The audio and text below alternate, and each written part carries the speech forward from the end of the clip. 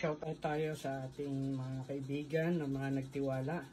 No? Ito yung ating gagawin ngayon, Skeptron kay Ma'am Ethel. Ma'am Ethel, shoutout. Ito na po, patapos na to. 8.3 ang size nito. Shoutout rin sa aking pamangkin, si Angelo. No, bound for Bicol ito. Yan. So, ang lalaki 8.3 size na. One piece. Yan. Isa.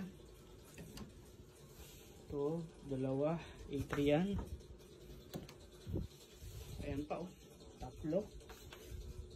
Grabe. Ganda ng design, eh. Ito pa. 4. Lalo na to. Ganda. Laki.